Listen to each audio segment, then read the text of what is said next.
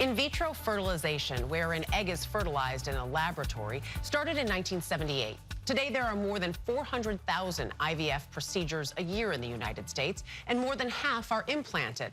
Almost 170,000 are not used, with some owners choosing to destroy, store, or donate the embryos. Now a court decision in Alabama may upend the IVF process.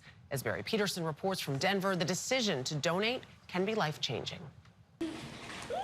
Toddler Levi Carpenter is a much-wanted child whose happiness delights parents Melissa and Aaron, and his being here is thanks to a donated embryo.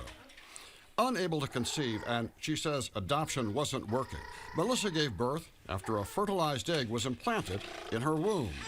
And even in times that I tried to not let that go and tell myself, you know, we can be happy the way that we are, it just felt like we're supposed to be parents. Okay. So one way or the other. Melissa was happy, but Aaron was overwhelmed. When you first saw your son, how did it feel? Oh my goodness. I'm gonna get emotional again. To see what she went through, to have him is unreal. And to see that little baby come out was it was the most joy I've ever experienced in my life. The Carpenters used the Snowflakes embryo adoption program, which focuses on donors and letting them choose who gets their eggs instead of donating them anonymously. The donor kind of drives the bus, if you will, on the matching process. Kimberly Tyson is Snowflake's vice president. They don't have to do a do-it-yourself matching on Craigslist or Facebook or something of that nature.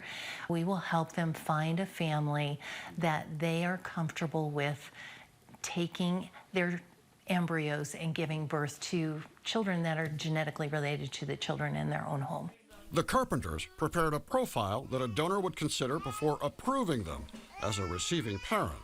And then just being really transparent about who we were, what we believed, where we stood with things, you know, what our interests were, because I think a lot of that can trigger, you know, even having something as small as like, hey, we like this TV show.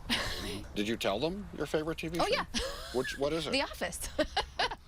Tyson met the Carpenters for the first time during our visit. Hi, Kimberly. I'm Melissa. It's nice to meet you. And got her first chance to hold Levi. You're mighty handsome. Yes, you are.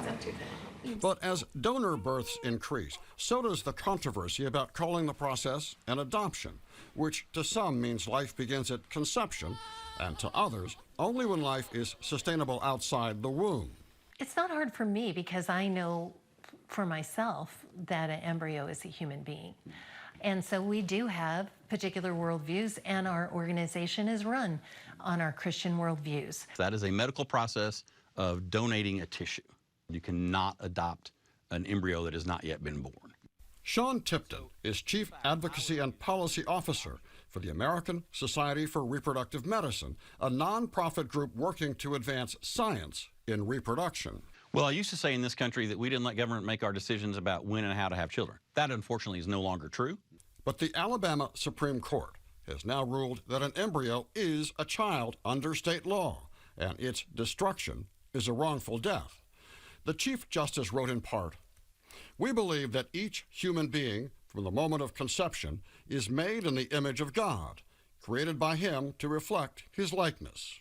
The American Society for Reproductive Medicine warned that modern fertility care will be unavailable to the people of Alabama, and some Alabama doctors and hospitals are now pausing their work with embryos for fear of potential criminal prosecution.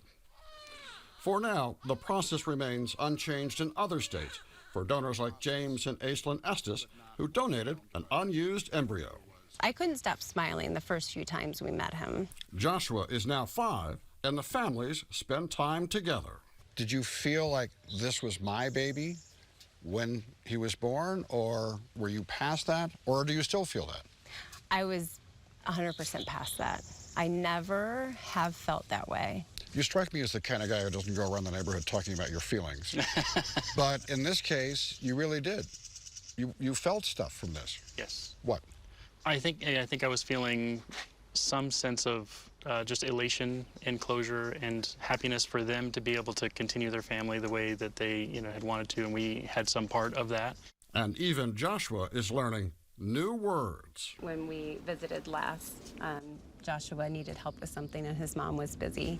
So he was running around the house and he's like, genetic mom, can you help me tie my shoe? And I was like, oh, that's really cute. For Melissa and Aaron Carpenter, a donated embryo from the same family that gave them Levi gave them their new daughter, Elena. We love the idea of our kids having that genetic, even if they're not genetically related to us, at least there's that genetic relation to each other. And we also wanted the relationship with the family. But putting aside the political and legal debate, it's the happiness of being a parent and basking in the smile of a child. For CBS Saturday Morning, Barry Peterson, Denver. The smile is wonderful. Exactly. But that debate is there. And it is interesting listening to that people want a choice in donating an embryo, but they don't want to give the choice in what somebody who's created that embryo does with it, which is the debate, obviously. Feel for the families going through, looking to pursue potential IVF treatment right now, or going through it and having all these questions and all the uncertainty. Right, especially in the future. And it's not going to get any easier. Doesn't look like it.